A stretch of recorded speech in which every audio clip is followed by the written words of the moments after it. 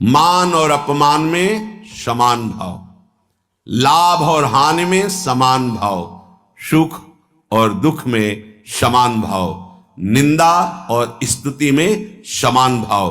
तो बोले द्वंद्व रहित, द्वंद्व विमुक्ता, ये पहली साधक की वृत्ति जागृत होती। ध्यान रखना, अगर आपकी साधना परिपक्व अवस्था की तरफ जा रही है, आपकी साधना ठीक है, तो पहला लक्षण है तितिक्षवः, वो बहुत धैर्यवान और सहनशील होगा।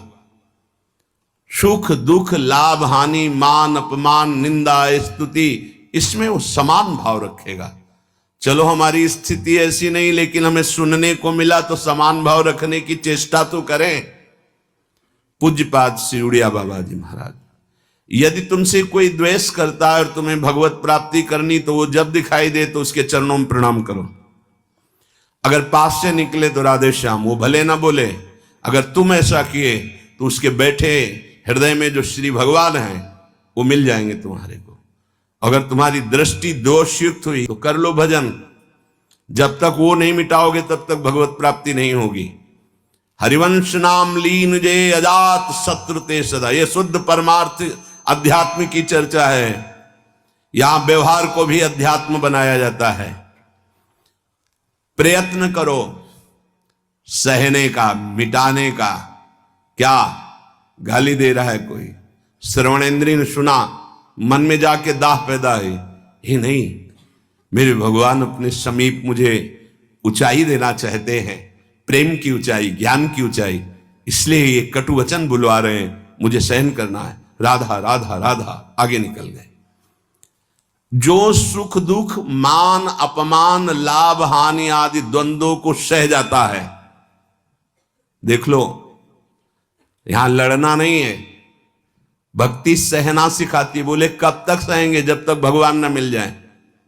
बोले वो तो बहुत ही दुष्ट हो जाएगा, अगर हर बार सहेंगे तो अगली बार और बढ़ के आएगा। कदापि नहीं।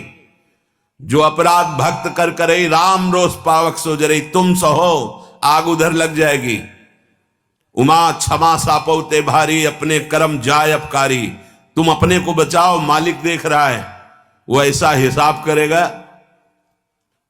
एक नवयुवक था जिसकी देखो हंसी उड़ाता था, बहुत परेशान करता था। एक भगत जी निकले उनके छेद, तो दाढ़ी मुच्छ को लेकर बहुत उपहास किया। 2 रुपए निकाले, दिए। उसको लगा पीछे आ रहे थे आर्मी के, फिर उनका उपहास गिरा के 10-5 ला तो थप्पड़ मारे ना। वो जो 2 रुपए दिए थे ना, हिसाब हो गया। अब दोबारा उस गली में नहीं खड़ा हुआ वो। राम रोष पावक सोजरी, तुम जाओ झुक के। वो आ रहा है झुकाने वाला, किसी रूप में रौंद के रख देगा उसको, क्योंकि उसका स्वभाव ऐसी जगह हाथ डालेगा जहां हाथ जल जाएगा। ये ना सोचो कि अगर हम 10 बार सह गए तो 11वीं बार वो फिर बोलेगा, बोलने लायक नहीं रहेगा। जो अपराध भक्त कर करे राम रोष पावक सोजरी, तुम्हारा कर्तव्य सहन करना और मालिक का कर्तव्य हिसाब करना। एक साधु जा रहे थे, गंगा किनारे भ्रमण कर रहे थे, तो छड़ी रखते, सोटा लंगोटा लोटा ये साधु के पास रहता है, तो सोटा लिए हुए थे और अपनी मस्ती में जा रहे थे। ऐसे पीछे धोबी कपड़ा धो धो के ऐसे सब फैलाए हुए था सूखने के लिए। उसने देखा इतनी मेहनत से तो हम धो रहे, और बाबा जी रौंदता चला जा रहा है। तो जिससे धोआ वो पीटने वाला डंडा, वही दौड़ा लेके रुक्मिणी जी के पास भगवान बैठे, विनोद तत्काल सुदर्शन चक्र, फिर ऐसे शांत हो गए। तो रुक्मिणी जी ने कहा, प्रभु जरूर ये स्थिति किसी भक्त पर संकट आने पे होती है, रुक क्यों गए? बोले उसके पास लाठी थी, उसने हिसाब कर दिया।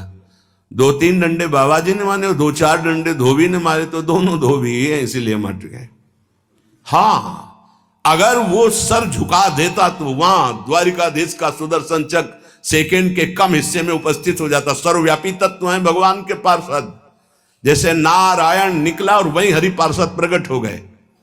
आप अगर डंडे चलाओगे ना तो हिसाब किताब आपका भारी पड़ जाएगा। अगर आपने सर झुका दिया तो वो हर समय तुम्हें देख रहा है, कोई क्षण ऐसा नहीं है, वो हर समय तुम्हारे सामने है। वो तुम्हारा कर्तव्य कोई जगह ऐसी नहीं जहां उसके नेत्र न हो। हाँ, विश्व तच्चक्षुर, पूरे विश्व में उसके नेत्र विराजमान हैं। सहना सीखो, यदि आगे बढ़ना है तो सहना सीखो। हमारी बात मान लेना, अगर मान लोगे तो जान जाओगे कि इसका रहस्य क्या है। जो सह गया सो भगवान को प्राप्त हो गया।